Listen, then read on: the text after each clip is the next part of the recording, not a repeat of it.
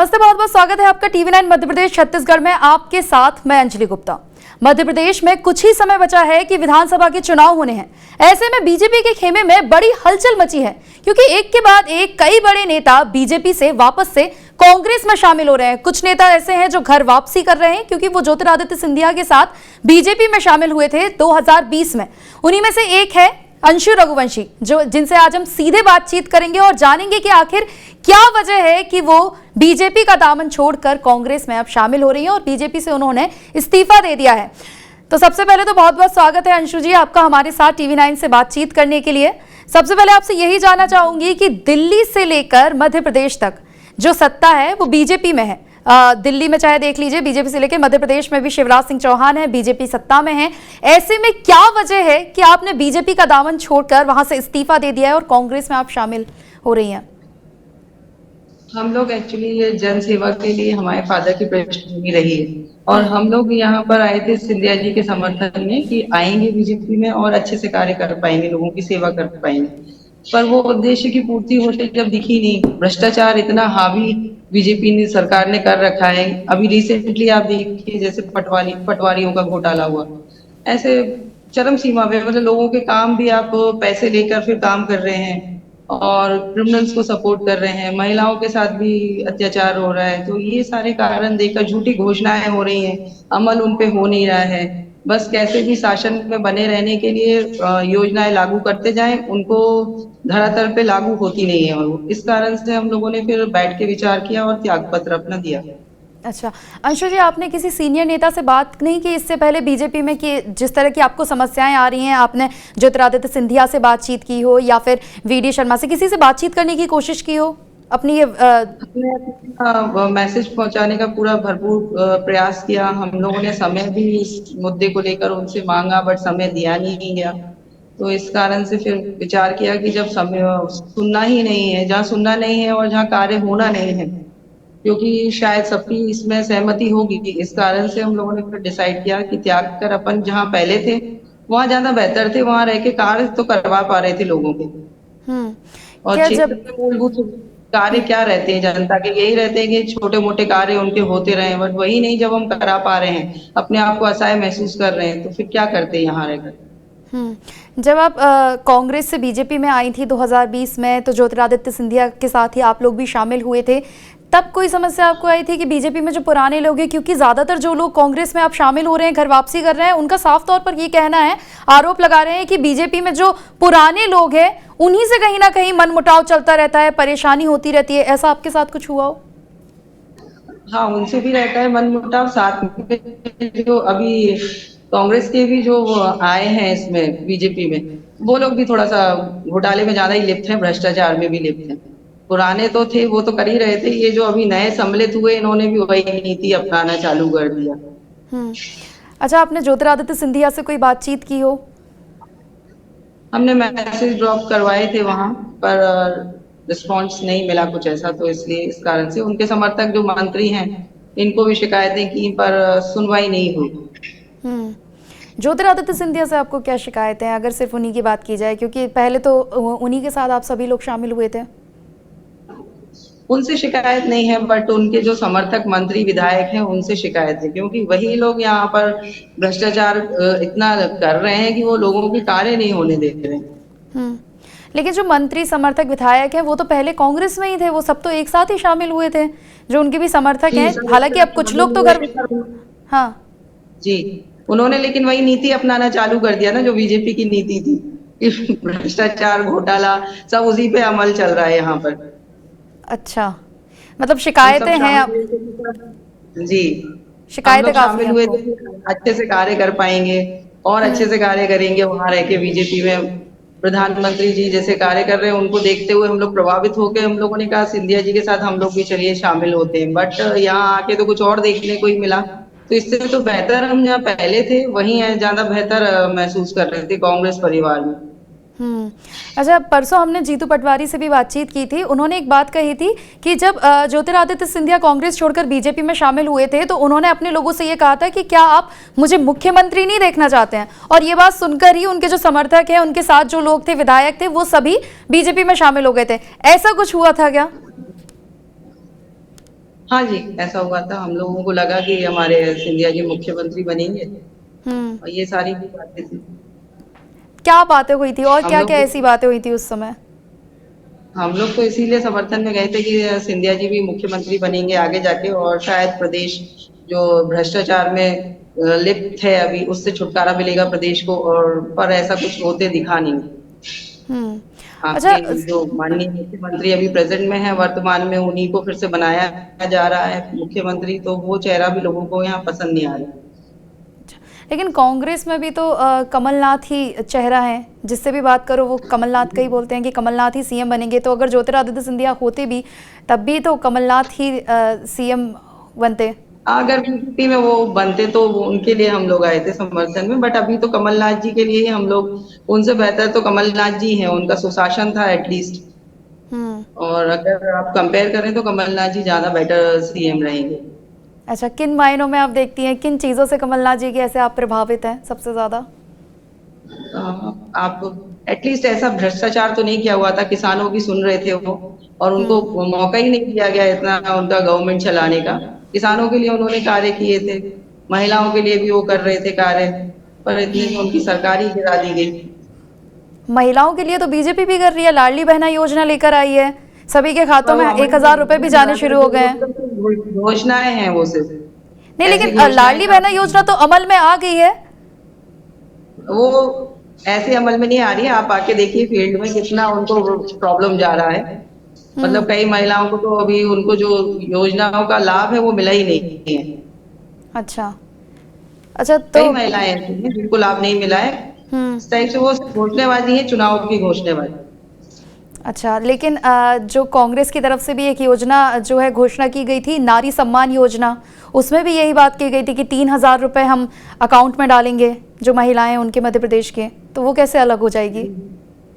वो जब सरकार आएगी तो वो बिल्कुल उसको अमल करेगी ना। सरकार तो बनने दीजिए कमलनाथ जी की, तो वो बिल्कुल अमल भी होगा। लेकिन ये जो वर्तमान में अभी सरकार है, ये तो सिर्फ घोषणाएं करती रहती हैं, अमल नहीं होता इन पर। हम्म। और ये अभी उनका चीटिंग करके ही तो ये घोषणाएं कर रहे हैं। अच्छा। अच्छा अंशु जी, आप खुद ही एक महिला हैं, मैं आपसे जानना चाहती हूँ कि मध्य प्रदेश में आप क्या देखती हैं कि शिवराज सरकार में महिलाओं को क्या समस्याएं आ रही हैं?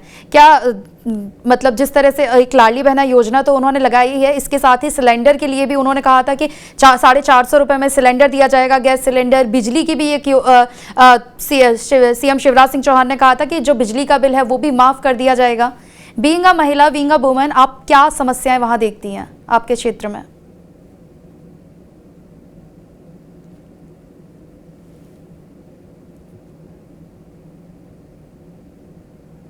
अंशु जी, आप सुन पा रही हैं? मुझे आवाज आ रही है आपको? जी जी जी। जी मेरा सवाल था कि जी मेरा सवाल था कि आपके क्षेत्र में महिलाओं को शिवराज सरकार में क्या समस्याएं देखनी पड़ रही हैं? काफी सारी समस्याएं हैं, मूलभूत समस्याएं हैं, महंगाई से जुड़ी समस्याएं हैं। हम्म। उनकी जेब ही कट रही है। सिलेंडर आप देखिए कितना महंगा हो रहा है। लेकिन सिलेंडर के लिए गैस तो बोला है सिलेंडर ना जो कि 450 रुपए में कर दिया जाएगा। सिलेंडर अकेला करने से क्या होता है, बाकी और भी चीजें हैं जिस जहाँ पे महंगाई। आप बिजली का बिल देखिए कितना हम्म। बिल यहाँ आ रहा है, मतलब हर चीज में उन्होंने उसके लिए भी महंगाई कहा इतनी है कि बढ़ा मुफ्त कर दिया जाएगा, जो बिजली का बिल है वो नहीं आएगा। और कमलनाथ बड़ी तो बातें हैं। हाँ। ये सब घोषणाएं हैं, अमल नहीं होता है इनका, घोषणाएं ही रहती हैं, हम्म। चुनावी घोषणाएं हैं। अच्छा। लुभावने वादे रहते हैं जो जनता को प्रभावित करने के लिए किए जाते हैं, पर अमल नहीं होता है इनका। अच्छा। अच्छा कमलनाथ जी एक की सरकार की तब जरूर इनका अमल हो रहा था। हम्म। अभी ठीक आप है। क्षेत्र में आइए, देखिए किसानों की देखिए समस्याएं। अभी बारिश नहीं हुई जैसे, तो यहाँ पे सारी फसलें बर्बाद हो गई हैं। तो किसानों को भी राहत कुछ मिले, ऐसा कुछ कदम तो हमको नहीं दिखता कि सरकार ने उठाया हो अभी तक। बस चुनाव हम्म। आते हैं तो लुभावने वादे उनको दिए जाते हैं, पर अमल नहीं होता। ठीक है। अच्छा, अगर गुना से बात की जाए चाचौड़ा सीट से, तो वहाँ से अभी बीजेपी ने जो है लिस्ट जारी कर दी है, प्रियंका मीणा को वहाँ से अपना प्रत्याशी बनाया है, जबकि जो ममता मीणा है वो कहीं ना कहीं विरोध जता रही हैं। आपको लगता है कि ये कांग्रेस के लिए फायदा होगा? जी हो, निश्चित फायदा होगा। हम्म। क्योंकि अब वो विरोध जताएंगे और वो शायद निर्दलीय भी लड़ लें चुनाव, तो फायदा तो पार्टी को ही होना है। लेकिन अगर निर्दलीय चुनाव लड़ेंगी तो नुकसान भी तो हो सकता है ना कि जो वोटर्स हैं वो भी तो उनके साथ जाएंगे, तो दोनों ही पार्टियों को नुकसान होगा, बीजेपी और कांग्रेस को। वर्तमान में वैसे भी कांग्रेस के ही विधायक हैं और उनका अच्छा जन समर्थन है वहां पर। वैसे भी वो रिपीट होते हैं तो वही जीतेंगे। अच्छा अच्छा, कांग्रेस में आप जी। अच्छा, कांग्रेस में आप शामिल हुई हैं तो आपकी मुलाकात हुई होगी पीसीसी चीफ कमलनाथ से, क्या कुछ बात हुई है? क्या कोई उम्मीद भी आप लेकर कांग्रेस में शामिल हुई हैं? आगे चुनाव भी है क्योंकि। नहीं, हम तो एक कार्यकर्ता के रूप में शामिल हुए हैं और अगर पार्टी भविष्य में कोई उचित दायित्व देगी तो उसका निर्वहन जरूर करेंगे।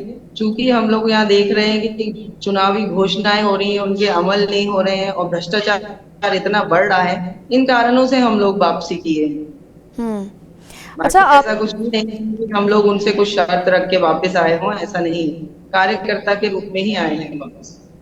अच्छा, मतलब आगे भी कोई उम्मीद ऐसा है नहीं फिलहाल, जो अगर रिस्पॉन्सिबिलिटी दी जाएगी वही निभाएंगे? अगर दायित्व देगी तो उसका निर्वहन जरूर किया जाएगा। उनको उचित लगेगा कि ये इस काबिल है तो उसको जरूर किया जाएगा।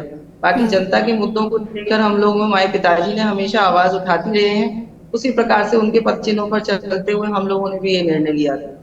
बिल्कुल, 2 बार विधायक रहे हैं आपके पिताजी। अच्छा, एक सवाल और मैं जानना चाहूंगी, जब आपने बीजेपी से इस्तीफा दिया था तो आपने कई आरोप भी लगाए थे, पैसों को लेन देन को लेकर भी आपने एक बड़ा आरोप लगाया था, वो क्या मामला था और किन लोगों के नाम? हाँ बिल्कुल, जो क्षेत्रीय यहाँ मंत्री हैं और बीजेपी समर्थक जो मंत्री अभी यहाँ लोकल्स में हैं, अशोकनगर, गुना, इधर जो एमएलएज हैं, ये लोगों के कार्य बिना पैसों के तो कर ही नहीं रहे हैं।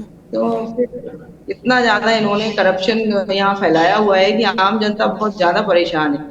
जो बेसिकली जो यहाँ पे गरीब जनता है, किसान है सारे ही, गुना, अशोकनगर, शिवपुरी में। तो किसानों के लिए अगर आप पैसा लेके मंडी जा रहे हैं, अगर वहां उनका पैसा लेके कार्य हो रहा है, कहीं भी वो जा रहे हैं, तो उनको अगर इधर ट्रांसफर भी कराना है या छोटे मोटे जो भी उनके कार्य हैं उसमें भी उनसे पैसा मांगा जाता है, तहसील लेवल के कार्यों में भी, तो फिर ये तो उचित नहीं है ना। तो शासन तो है नहीं, शासन ही हो रहा है। जी, किस मंत्री की बात कर रही हैं आप? प्रभारी मंत्री जो हैं प्रद्युमन सिंह, उनकी, या फिर किसकी बात कर रही हैं आप? प्रभारी मंत्री भी हैं और आपके वर्तमान मंत्री भी हैं, अभी पंचायत के मंत्री जो हैं। अच्छा, पंचायत एवं ग्रामीण मंत्री। ठीक है, तो मतलब भ्रष्टाचार का जो है सीधा आप आरोप लगा रहे हैं कि भ्रष्टाचार होता है, लोगों की सुनी नहीं जाती है। जी बिल्कुल, पैसे लेके कार्य किए जाते हैं। ठीक है। अच्छा, अब आखिरी सवाल और मैं आपसे लेना चाहूंगी कि अब आगे की क्या रणनीति होगी? आप कांग्रेस के लिए प्रचार प्रसार करेंगी या क्या रहेगा अब आगे आपका? बिल्कुल, हम लोग पूरा अपना तन मन धन लगाएंगे कमलनाथ जी को मुख्यमंत्री बनाने के लिए, क्योंकि उनका जो 15 महीने का शासन काल रहा, इनसे तो बहुत बेटर था वो। तो सुशासन व्यक्ति चाहता है ना कि ऐसा प्रदेश नहीं चाहता कि जो भ्रष्टाचार में लिप्त हो, कर्ज में डूबा रहे। तो हम भी चाहते हैं हमारे प्रदेश का विकास हो, हमारा प्रदेश भी विकास करे। विकास तो यहाँ हो नहीं रहा है। विकास के नाम पे ना यहाँ हॉस्पिटल्स हैं, कुछ भी नहीं है। मूलभूत सुविधाओं के लिए भी यहाँ गरीब जनता को भोपाल भागना पड़ता है या फिर इंदौर भागना पड़ता है। तो ये सारे बहुत बड़े मुद्दे हैं जिन कारणों से हम लोग पूरा दमखम से कांग्रेस पार्टी। जी चलिए, चलिए बहुत बहुत शुक्रिया अंशु जी, हमसे बातचीत करने के लिए, अपना समय हमें देने के लिए।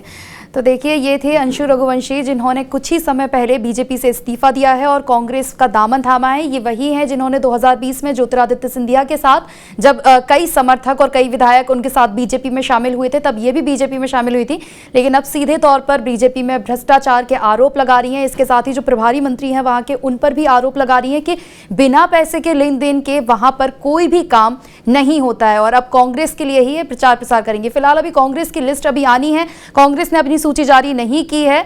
उम्मीद जताई जा रही है कि अगले 1 हफ्ते में उनकी सूची भी जारी हो जाएगी, तो जो नाम है प्रत्याशियों के वो भी साफ हो जाएंगे। उसके बाद देखना होगा कि कांग्रेस के खेमे में आखिर कितनी मुश्किलें आती हैं, क्योंकि कई नए ऐसे लोग हैं जो कांग्रेस में शामिल हुए, वो भी टिकट की उम्मीद कर रहे हैं, और कई जो पुराने हैं वो भी दावेदारी कर रहे हैं। तो फिलहाल ये देखना होगा, और आगे जो विधानसभा चुनाव के नतीजे आएंगे, आखिर उसमें ही पता चलेगा कि कौन सी पार्टी ने जनता का दिल जीता है। फिलहाल आज के लिए इतना ही, नमस्कार।